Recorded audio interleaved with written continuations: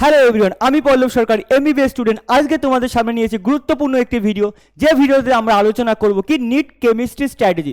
NEET chemistry strategy বলতে এখানে আমরা বোঝাবো যে আজ তোমরা সারা বছর নিট প্রিপারেশনের জন্য কোন ফেজে থাকলে কিভাবে তোমরা প্রিপারেশনগুলো ঠিকঠাক করে নিতে পারবে, মেইনলি সেই বিষয় নিয়ে আমরা আজকে আলোচনা করব।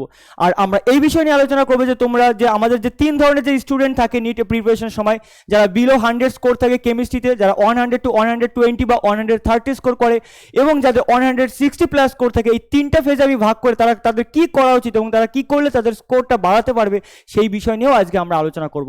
কারণ আমরা জানি যে যারা বিলো 100 স্কোর যারা করছে এখন অবধি 180-র মধ্যে, তাদের একটা জিনিস মনে রাখতে হবে যে তাদের কনসেপ্টে এখনো ক্লিয়ার নেই। যতদিন না তারা কনসেপ্ট ক্লিয়ার করতে পারবে ততদিন তাদের স্কোরের কোনো ডেভেলপ হবে না। তাদের কনসেপ্ট ক্লিয়ার করার পরই তাদের মক টেস্ট অ্যাটেন্ড করতে হবে। আর যারা 100 প্লাস স্কোর করে বা 120 to 130 স্কোর করে, তাদের জন্য আমি একটা কথা বলবো যে তাদের কনসেপ্ট মোটামুটি ক্লিয়ার রয়েছে। তাদের কনসেপ্ট পড়ার সাথে সাথে তাদের মক টেস্ট অ্যাটেন্ড করতে হবে, তাদের নাম্বার অফ মোর কোশ্চেন্স তাদের অ্যাটেন্ড করতে হবে। তারা যত বেশি কোশ্চেন অ্যাটেন্ড করতে পারবে তাদের কনসেপ্ট ক্লিয়ার তো হবেই, এবং তাদের টাইমিংটা, তাদের টাইম ম্যানেজমেন্ট সব কিছু তারা বুঝতে পারবে। যখন তারা সম্পূর্ণভাবে মক টেস্টগুলো সলভ করবে, তারা সেটা মক টেস্ট দেওয়ার পরেই বুঝতে পারবে যে তার কতটা ডেভেলপমেন্ট হয়েছে, তার কতটা স্কোর পরিবর্তন হয়েছে।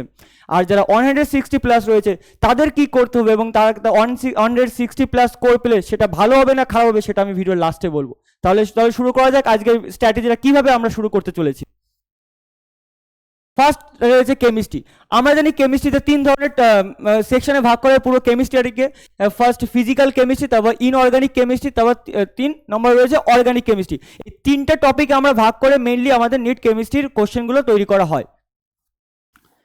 তাহলে আমাদের তারপর আমরা বেসিক কিছু চ্যাপ্টার্স নিয়ে আলোচনা করব। বেসিক চ্যাপ্টার্স মানে আমি কি বলতে চাইছি, এই যে আমরা বললাম ফিজিক্যাল কেমিস্ট্রি, ইনঅর্গানিক কেমিস্ট্রি এবং অর্গানিক কেমিস্ট্রি, এই তিনটে কেমিস্ট্রি আমরা যখন চ্যাপ্টারগুলো শুরু করব, চ্যাপ্টারগুলো শুরু করার প্রতিটা চ্যাপ্টারের সাথে কানেক্টেড এবং লিঙ্ক করা যে চ্যাপ্টারগুলো রয়েছে, এবং বেসিক ওই প্রতিটা পার্টের যে বেসিক চ্যাপ্টার, এই 5টি চ্যাপ্টার হলো বেসিক চ্যাপ্টার। যেমন এই যে মোল কনসেপ্ট এবং রেডক্স রিয়াকশন, এখানে যে দুটি চ্যাপ্টার রয়েছে, এই দুটি চ্যাপ্টার হলো আমাদের ফিজিক্যাল কেমিস্ট্রির বেসিক চ্যাপ্টার। যতক্ষণ না আমরা ফিজিক্যাল কেমিস্ট্রি শুরু করব, তার আগে আমাদের এই দুটি চ্যাপ্টারের কনসেপ্ট পুরো ক্লিয়ার করতে হবেই। তারপরেই আমরা ফিজিক্যাল কেমিস্ট্রি মোটামুটি যত চ্যাপ্টার রয়েছে বাকি, সেই প্রতিটা চ্যাপ্টারের অ্যাপ্লিকেশন আমরা পাবো। তাই আমাদের দরকার ফার্স্ট এই দুটি চ্যাপ্টার আমাদের ক্লিয়ার করা, ফিজিক্যাল কেমিস্ট্রি বেস ক্লিয়ার করার জন্য। তারপর রয়েছে পিরিয়ডিক টেবিল এবং কেমিক্যাল বন্ডিং। কেমিক্যাল বন্ডিং এতটাই গুরুত্বপূর্ণ চ্যাপ্টার যে তোমরা প্রতিটা চ্যাপ্টারে এর অ্যাপ্লিকেশন পাবে। আর পুরো ইনঅর্গানিক কেমিস্ট্রি বেস যেটা এবং কেমিক্যাল বন্ডিং এর মধ্যে সেটা রয়েছে। তার মানে আমাদের ইনঅর্গানিক কেমিস্ট্রিতে আমাদের ভালো তৈরি করতে গেলে এবং বেস ক্লিয়ার করতে গেলে আমাদের এই দুটি চ্যাপ্টার আমাদের পড়তেই হবে। তারপর রয়েছে লাস্ট জিওসি বা জেনারেল অর্গানিক কেমিস্ট্রি।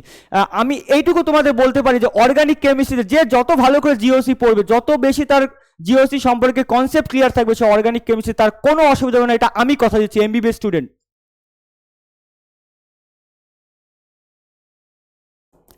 তাই আমি বলবো অর্গানিক কেমিস্ট্রি শুরু করার আগে তোমরা ভালো করে জিওসি তোমরা ক্লিয়ার করো, কনসেপ্ট ক্লিয়ার করো, তখন তোমরা দেখবে যে তোমাদের অর্গানিক কেমিস্ট্রি একদম ক্লিয়ার হয়ে গেছে। তবে আমরা এখন পার্ট ওয়াইজ আলোচনা করবো যে আমাদের ফিজিক্যাল কেমিস্ট্রি, ইনঅর্গানিক কেমিস্ট্রি এবং অর্গানিক কেমিস্ট্রি কিভাবে আমরা ফলো করবো, কিভাবে আমাদের রোড ম্যাপটা থাকবে যে আমরা ভালো গুড স্কোর আমরা করতে পারবো। ফার্স্ট আমাদের ফিজিক্যাল কেমিস্ট্রি, তোমরা যে ইনস্টিটিউটে পড়ছো বা তোমরা যেখানে পড়াশোনা করছো তোমরা সেখানেই পড়ো, কারণ এখন তোমাদের স্কিপ করার কোনো দরকার নেই। তোমরা যেখানে রয়েছো সেখান থেকেই তোমরা তোমাদের প্রিপারেশনটা দেখো, তোমাদের ভুল কোথায় হচ্ছে সেটা তোমরা খুঁজে বের করে সেখান থেকে তোমাদের প্রিপারেশন, তোমরা নতুন করে শুরু করার কোনো দরকার নেই। সেখান থেকে তোমরা এগিয়ে নিয়ে যাও, পুরো প্রিপারেশনটাকে কন্টিনিউ করো। তো ফার্স্ট ফিজিক্যাল কেমিস্ট্রি বলবো তোমরা যেখানে যে ইনস্টিটিউট হবে সেখানকার তোমার নোটস ভালো করে ফলো করো, কারণ সে সব টিচার তোমাদের ভালো করে পড়াবে।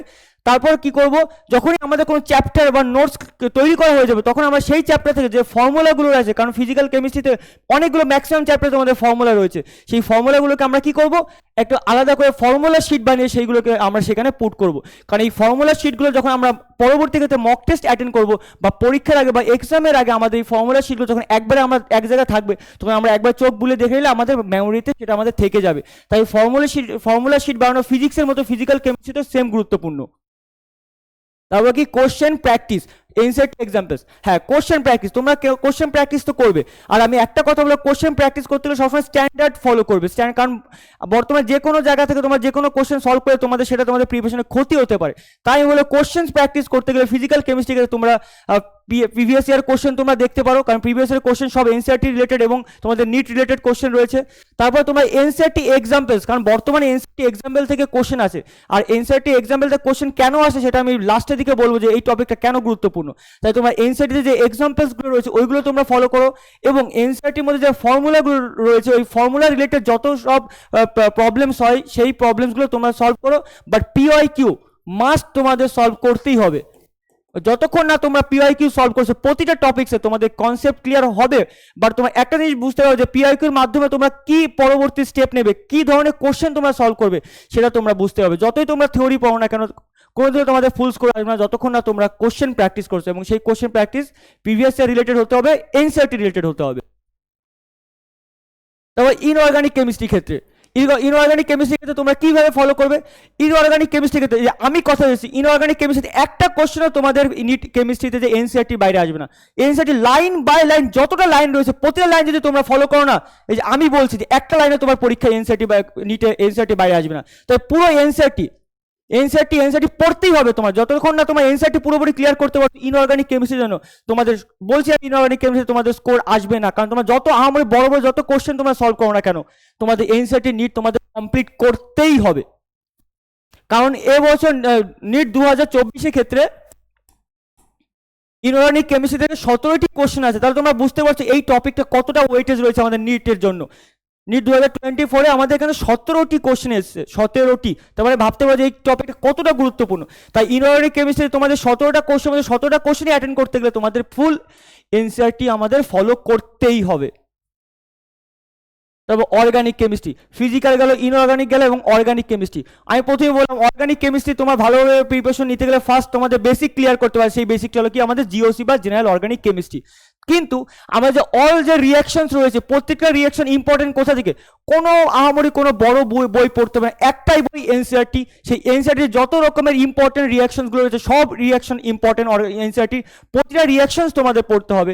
তারপর যে অল নেম রিয়াকশন রয়েছে, একটা নেম রিয়াকশন তোমার এনসিইআরটির বাইরে পড়তে হবে না, অনেক নেম রিয়াকশন আছে এনসিইআরটির বাইরে, সেগুলো আমরা ফলো করবো না। আমরা একটা জিনিসই ফলো করবো কি এনসিইআরটিতে যত নেম রিয়াকশন রয়েছে। আর তোমার একটা জিনিস করতে পারলে ভালো করতে পারবে যে অর্গানিক কেমিস্ট্রি ক্ষেত্রে যত নেম রিয়াকশন আছে এনসিইআরটিতে সেটা তোমরা আলাদা করে সেপারেট খাতায় তোমরা লিখে রাখতে পারো।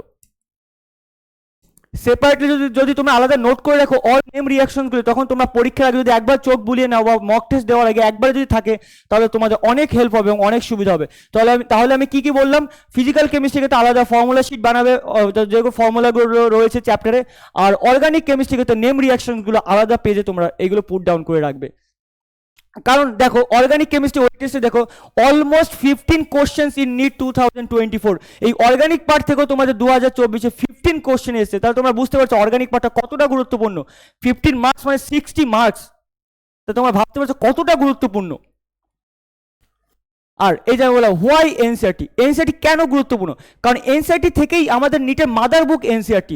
যতক্ষণ আমরা এনসিইআরটি বুঝতে পারবো, যতক্ষণ না এনসিইআরটি লাইন আমরা বুঝতে না পারবো, ততক্ষণ আমাদের প্রিপারেশনে আমাদের গ্যাপ থেকেই যাবে। তাই আমাদের প্রিপারেশন ভালোভাবে করতে গেলে আমাদের এনসিইআরটি যে 4টে বুকস রয়েছে আমাদের কেমিস্ট্রিতে, এই 4টে বুকসই আমাদের পড়তে হবে। বাট সবচেয়ে ইম্পর্টেন্ট আমাদের ইনঅর্গানিক এবং অর্গানিক এনসিইআরটি আমাদের মেইন বুক হবেই, কারণ যতক্ষণ না তোমার এনসিইআরটি এই দুটো ক্লিয়ার হচ্ছে ততক্ষণ তোমাদের প্রিপারেশন একটা গ্যাপ থাকবেই, সেটা আমি বলছি গ্যাপ থাকবেই। আর এই গ্যাপ দূর করতে গেলে তোমাদের chemistry inorganic organic chemistry NCERT তোমাদের ফলো করতেই হবে।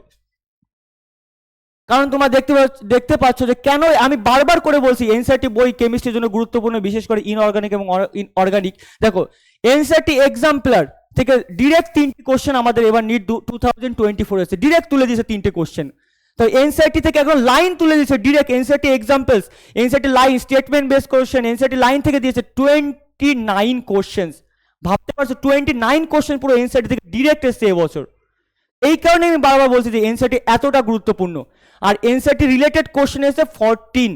তার মানে তোমরা একটা জিনিস বুঝতে পারছো যে তোমাদের যদি এনসিইআরটিটা পুরো ক্লিয়ার থাকে, ফিজিক্যাল বলো, ইনঅর্গানিক বলো, অর্গানিক বলো, 3টে ক্ষেত্রে এনসিইআরটি ইজ দ্য মাদার বুক। যত বুক থাকে, যত বড় বড় রাইটারের বুক থাকুক, যত বড় বড় ইনস্টিটিউট থাকুক, যত আকাশ অ্যালেন যা বলুক না কেন, আমাদের ওইগুলো ফলো করতে হবে না। কারণ যখনই তোমাদের ফলো করা উচিত কখন, যদি সেটা এনসিইআরটি রিলেটেড হয় এবং এনসিইআরটি তোমাদের পড়ায়, সেটাই তোমাদের ফলো করা উচিত। তাই আমি বলবো তোমাদের আগে তোমাদের ফলো করতে হবে এনসিইআরটি বই, তারপর তোমরা যা খুশি বই তোমরা সলভ করতে পারো, কোশ্চেন সলভ করতে পারো, কিন্তু এনসিইআরটি কখনো ভোলা যাবে না। এনসিইআরটি ইজ দ্য মাদার বুক। তাহলে আমাদের কেমিস্ট্রি স্ট্র্যাটেজিটা কিভাবে হলো, আজকে আমরা ফার্স্ট ফিজিক্যাল কেমিস্ট্রি নিয়ে আলোচনা করলাম, ইনঅর্গানিক কেমিস্ট্রি নিয়ে আলোচনা করলাম এবং অর্গানিক কেমিস্ট্রি নিয়ে আলোচনা করলাম। আর এই আমাদের যে স্ট্র্যাটেজিগুলো আলোচনা করলাম, আমাদের একটা জিনিস সবসময় মনে রাখতে হবে যে আমাদের এই আলোচনার তিনটে জিনিস, কি তিনটে জিনিস, আমরা আমাদের রাইট ডিরেকশন, রাইট কি এবং রাইট স্ট্র্যাটেজি, এই তিনটে জিনিস যতক্ষণ না আমাদের ঠিক থাকবে বা আমার ক্লিয়ার থাকবে ততক্ষণ আমরা কিন্তু কোনো প্রিপারেশন ঠিকঠাক করে করতে পারবো না। তাই আমাদের তিনটে জিনিস মাথায় রাখতে হবে, রাইট কি, রাইট ডিরেকশন, রাইট স্ট্র্যাটেজি, এই তিনটে জিনিস ফলো রেখে শুধু নিটের জন্য না, আমি এটা বলবো তোমাদের যত এক্সাম রয়েছে প্রতিটা এক্সামের ক্ষেত্রেই তোমাদের এই তিনটে জিনিস গুরুত্বপূর্ণ। এই মুখ্য তিনটে জিনিস যদি তোমরা মাথায় রেখে সব প্রিপারেশন শুরু করো না, তোমাদের কোনো প্রিপারেশনের কোনো খামতি থাকবে না, সব একদম স্মুথলি চলবে। আর আমি লাস্ট আমি একটা জিনিস দিয়ে ভিডিওতে শুরু করবো যে বর্তমানে 650 যে নর্মাল স্কোর, সেটা 2024 স্কোর দেখে তোমরা বুঝতে পারছো। তাই তোমাদের কেমিস্ট্রিতে মোটামুটি একটা ভালো স্কোর করতে হলে তোমাদের 160+ স্কোর করতেই হবে। আর তোমাদের এই পুরো স্ট্র্যাটেজিটা আমি যেটা বললাম ফলো করো না, 160+ তোমরা পাবেই, সেটা আমি কথা দিচ্ছি, কারণ আমি ওই ফেজটা পেরিয়ে এসেছি। যার জন্য আমি এত বিশ্বাসের সাথে এবং কনফিডেন্সের সাথে বলছি যে তোমরা 160 to 165 স্কোর তোমরা করবেই যদি তোমরা এটা ফলো করো। আর 180 আউট অফ 180 কোনো ব্যাপার না স্কোর করা বর্তমানে, কারণ যে সকল কোশ্চেন আছে পুরোটা তোমরা দেখতে পাচ্ছ সব এনসিটি থেকে কোশ্চেন আসছে। তাই এনসিটি যদি আমি ভালো করে ফলো করি তাহলে আমি বুঝতে পারছি 180 আউট অফ 180 পাওয়া কোনো ব্যাপার না। তাই বলবো আজকে ভিডিওটা এই পর্যন্ত, পরবর্তী আরো স্ট্র্যাটেজি ভিডিও তোমাদের আসবে। যদি তোমাদের কোনো টপিক্সে প্রবলেম থাকে সেটা তোমরা আমাদের কমেন্টে জানাও, তোমাদের সাথে আমরা আসি, আমাদের লাস্ট পর্যন্ত তোমাদের সাথে আমরা থাকবো।